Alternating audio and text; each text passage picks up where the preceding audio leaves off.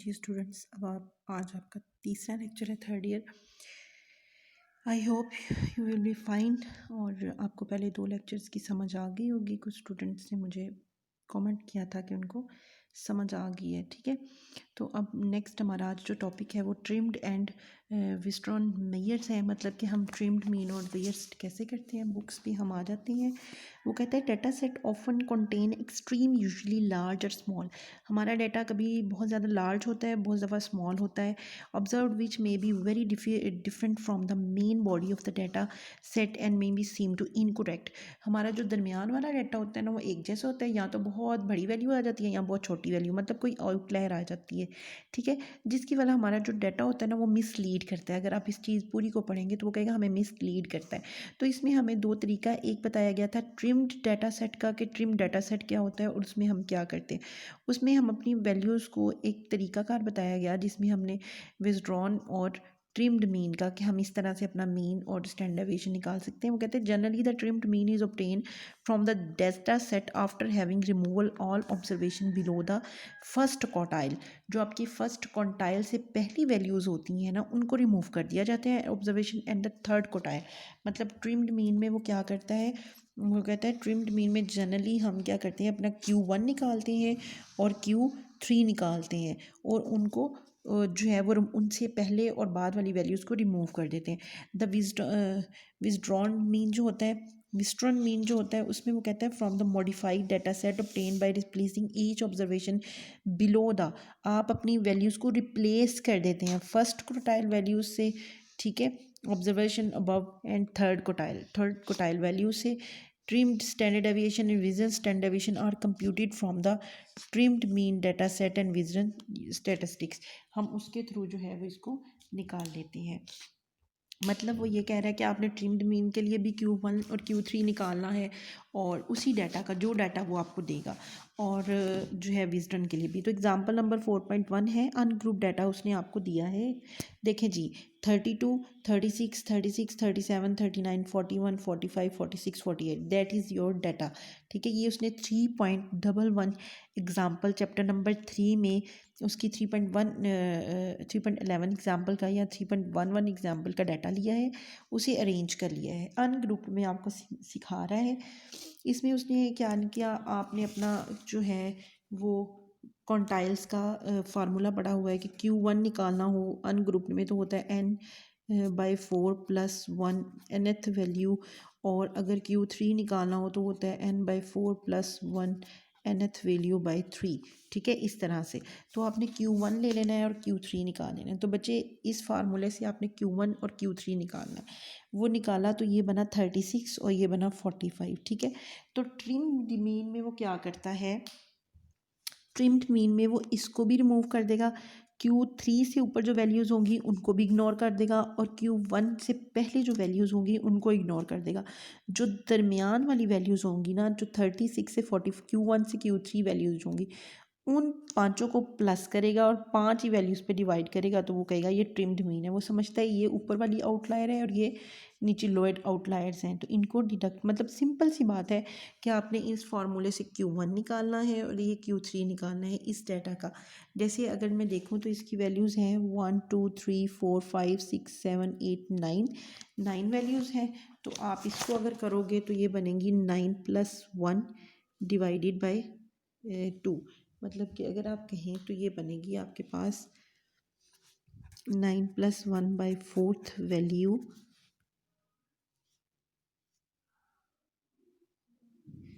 9 + 1/4 value, ये आएगा 10 + 4 2s and 5। तो ये इसको अगर 2.5 मतलब कि थर्ड वैल्यू बन रही है।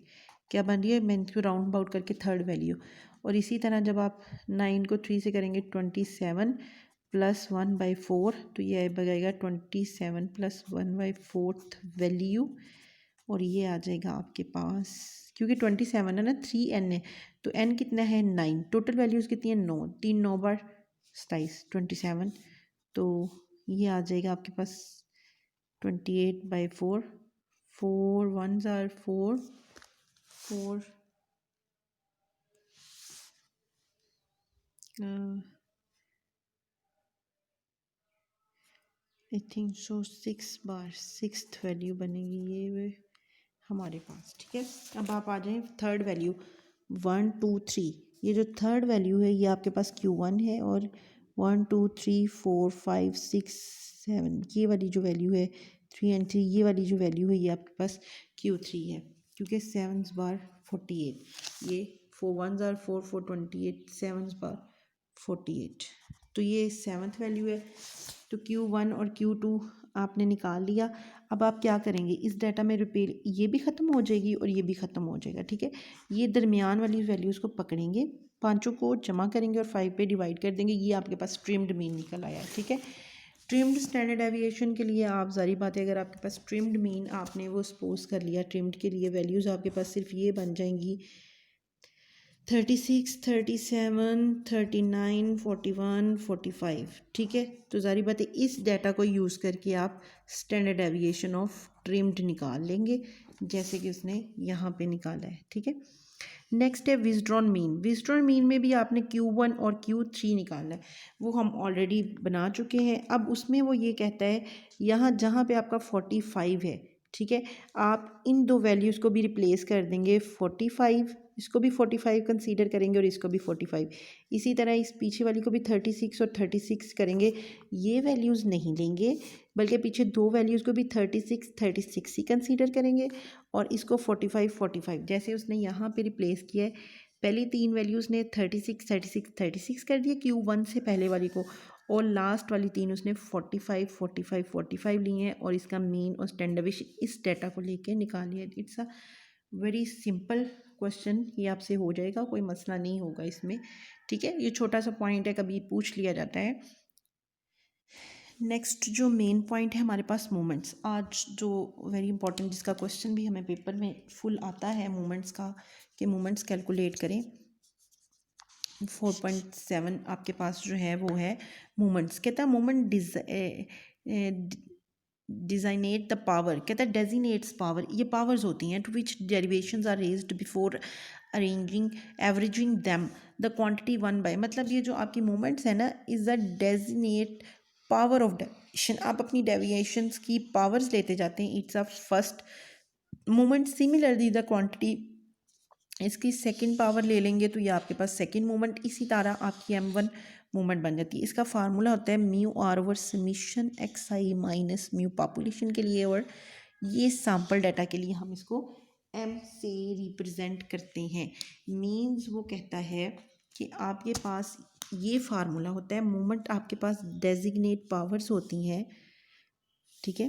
मोमेंट आपके पास डेजिग्नेट पावर होती हैं, कैसे जी, आपके पास जो मोमेंट्स हैं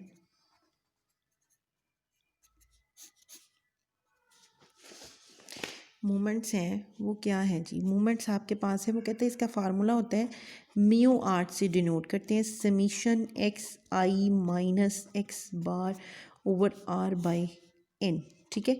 अब देखें ना बच्चे, ये जो आर्थ पावर है r हमारे पास होगी 1 2 3 सो ऑन जितनी लेनी हो, लेकिन मोस्टली हम 4 मोमेंट बनाते हैं 1 2 3 एंड 4, और अगर हमने मोमेंट 1 लेनी है तो यहाँ 1 समीशन xi माइनस एक्स बार पावर 1 ओवर n।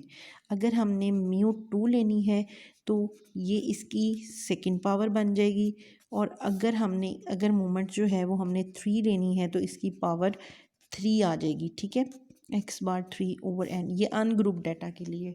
और अगर आपने इसको ग्रुप्ड करना है, म्यू 4 बनानी है तो समीशन xi माइनस एक्स बार 4th ओवर n। और अगर आपने इसको ग्रुप्ड बनाना है तो ये ग्रुप्ड में यूँ चेंज हो जाएगा, ग्रुप्ड डाटा में कैसे चेंज होगा जी, ये बन जाएगा summation f(xi minus x bar का ओवर n)।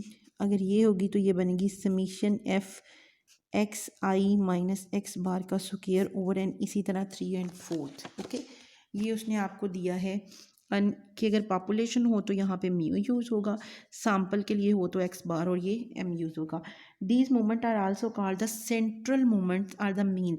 बच्चे यहाँ पे जो हम मीन से मोमेंट्स लेते हैं ना, जैसे हमने xi माइनस म्यू से डेविएशन लिया है, मतलब ऑब्जर्वेशन से उसका मीन माइनस कर रहे हैं और ये एक्स बार, तो इन मोमेंट्स को हम क्या कहते हैं, इन मूवमेंट्स को हम सेंट्रल मूवमेंट, मतलब जो आपकी मेन मूवमेंट्स होती हैं, these movement also called a central movement, the main movement and usually describe the set of data.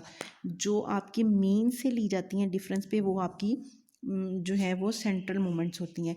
अब देखें, वो कहते हैं आरएथ मूवमेंट, पॉपुलेशन आरएथ मूवमेंट, एक आपकी मूवमेंट्स होती हैं ऑर्बिट्रेरी। जैसे हमने फार्मूला मीन का फार्मूला पढ़ा था ना, कि हम एक अर्थमेटिक मीन का फार्मूला बना लेते थे, समीशन डी वाला, x bar is equal to summation d over n वाला बनाते थे ना, और डी इज इक्वल बनाते थे एक्स माइनस ए करके।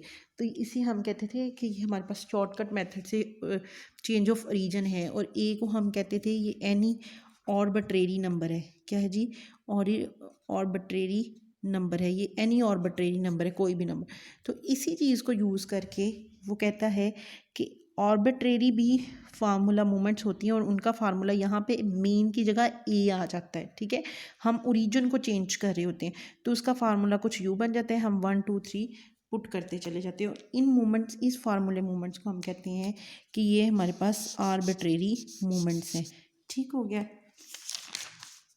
नेक्स्ट वन वो आपको बताएगा, नेक्स्ट वन अब आपको वो 2-3 चीज़ें बताता है। पहला वो ये स्टेप्स बताता है कि आप अगर इसको नॉट पुट करें, वो कहते हैं मोमेंट अबाउट मीन। क्या कहते हैं? Moment about. ये चीज़ आपने अपने पास जो है वो याद रखनी है कि एक चीज़ आपको बताऊं कि जो मोमेंट्स अबाउट मीन होती हैं, ये वाली मोमेंट्स, मोमेंट अबाउट मीन, आपके पास जो मीन से मीन मूवमेंट्स होती हैं, या जिनको आप सेंट्रल मूवमेंट्स कहते हैं, मीन मूवमेंट्स होती हैं, या जिनको आप सेंट्रल मूवमेंट कहते हैं, वो कहते हैं इसकी जो फर्स्ट मूवमेंट होती है ना, पॉपुलेशन से बता रही हूँ, फर्स्ट मूवमेंट हमेशा ज़ीरो होती है। सेकंड मूवमेंट हमेशा, अगर आप इसको सैम्पल में लिखेंगे तो m1 बन जाएगा। ठीक है, ये ज़ीरो होती है। सेकंड मूवमेंट ऑलवेज जो है वो, जारी बात है, इसका फार्मूला बनेगा summation x i minus x bar का square over n, that is a formula of variance. और ये सेकंड मूवमेंट जो होती है वो हमारे पास वेरिएंस होती है। थर्ड मूवमेंट हमें क्या बताती है? थर्ड मूवमेंट हमारे पास जो है वो हमें बताती है सिक्यूनेस के बारे में, और आपके पास जो मोमेंट 4 है वो आपको बताती है कैटियोसिस के बारे में। ठीक है, तो मोमेंट 1 हम कहते हैं जो मेन मोमेंट्स होती हैं, μ1 इज़ इक्वल टू हमें मेजर ऑफ सेंटर टेंडेंसी के बारे में बताती है, जिसे आप मीन वेरिएंस बताते हैं। जो सेकंड है वो हमें, हमारे पास वेरिएंस होता है जो कि हमें वेरिएशंस के बारे में बता रही होती है। मोमेंट 3 हमें सिक्यूनेस के बारे में बताती है कि सिक्यूनेस की आपकी लैक ऑफ सिमेट्रिक है, या सिमेट्रिक डिस्ट्रीब्यूशन है, या अनसिमेट्रिक है। और मोमेंट 4 हमें बता रही होती है कि कैटियोसिस है, इसकी लैक ऑफ पीकनेस कितनी है। तो ये हमारे पास जो मेन मोमेंट्स होती हैं, ये चारों मोमेंट जो कि हम डिफरेंट फार्मूला से पढ़ते हैं, हमें इन 4 चीज़ों के बारे में जो है वो इंफॉर्मेशन दी। ओके बच्चे, उसके बाद है हमारे पास ये मोमेंट अबाउट मीन का प्रूफ, जो कि हम कल नेक्स्ट लेक्चर में करेंगे। पहले हम इसके रिलेशनशिप देख लेते हैं। ये बच्चे आपके पास मोमेंट के कोरिस्पॉन्डिंग रिलेशनशिप्स हैं, ये आपने एज इट इज़ याद करने हैं। ठीक है, ये आपके पास रिलेशनशिप्स हैं। ठीक है, मोमेंट 1 0 होती है, मोमेंट 2 का फार्मूला, मोमेंट 3, और ये प्राइम मोमेंट से। प्राइम मूवमेंट्स हम ऑर्बिट्रेरी मूवमेंट्स को कहते हैं। ठीक है, प्राइम मूवमेंट्स हम किन्हें कहते हैं? अभी हमने देखा ये जो मूवमेंट्स होती हैं ना ऑर्बिट्रेरी, इनको प्राइम के ऊपर म्यू आर प्राइम और एम आर प्राइम, ये सैम्पल डाटा के लिए होता है, और हम ज़्यादातर सैम्पल डाटा के लिए यूज़ करते हैं, एम आर प्राइम यूज़ करते हैं। तो ये जो मूवमेंट्स होती हैं, इनके थ्रू इन दोनों का आपस में रिलेशनशिप होता है। अगर हमें उसने ये वाली मूवमेंट्स दी हैं तो उसके थ्रू हम मूवमेंट अबाउट मीन निकाल सकते हैं। तो उसके लिए हमारे पास ये रिलेशनशिप डिज़ाइन किया जाता है। इनको आपने लर्न बाय हार्ट, इनको आपने याद करना है बाकायदा, इनको आपने रीड नहीं करना, आपने इसको लर्न बाय हार्ट करना है। मतलब कि आपने इसको ज़ुबानी याद करना है, ये आपको ज़ुबानी आने चाहिए रिलेशनशिप्स। ठीक हो गया। नेक्स्ट हमारे पास जो है वो है इसके रिलेशनशिप, ये भी लिखे हुए हैं एम की फॉर्म में। ज़्यादातर हम एम की फॉर्म में, m1 जो होता है वैसे ही 0 होता है, और m2 की फॉर्म में। ये मैं आपको इसलिए बता रही हूँ कि ये आपने याद रखने हैं, क्योंकि हमने बहुत से क्वेश्चन जो हैं इसके थ्रू करने हैं। ठीक है, अभी हमने जो है वो क्वेश्चन पढ़ा था मूवमेंट्स का, ये वाला मूवमेंट का फार्मूला पढ़ा है। ठीक है, इस पर एक छोटी सी एग्जांपल है 14.4.13, इसको देखें। अनग्रुप डाटा के लिए, किसके लिए है जी? ये अनग्रुप्ड डाटा के लिए है। अनग्रुप्ड डाटा में आप देख लें, ग्रुप्ड की तो आप कर ही लेंगे। अनग्रुप डाटा में उसने आपको ये वैल्यूज़ दी हैं। First 4 moment about the mean, अब वो बता रहा है अबाउट मीन निकालनी है। तो अबाउट मीन का फार्मूला आपके पास था जी M1 is equal to summation x i minus mean से है ना, तो यहाँ पे मीन आएगा, आर आ जाएगा और यहाँ पे एन आ जाएगा। अब आपने ये वाला फार्मूला यूज़ करना है। पहली मोमेंट आपके पास M1 summation x minus x bar का एन है, सेकंड का स्क्वायर है, थर्ड का स्क्वायर है और उसके बाद फोर्थ है। इसी तरह आपने यहाँ पे कैलकुलेशन कर लेनी, ये वैल्यूज़ आपके पास एक्स है। फर्स्ट बनाएंगे तो सबसे पहले समीशन एक्स बनाएंगे, समीशन एक्स ओवर एन कर लिया आपने पहले सबसे, समीशन एक्स ओवर एन किया तो ये आपके पास इन सब को जमा किया 360 आ गया, 360 ऊपर रखा। टोटल वैल्यू कितनी है 1 2 3 4 5 6 7 8 9, तो 9 हमारे पास n है तो ये 40 आ गया।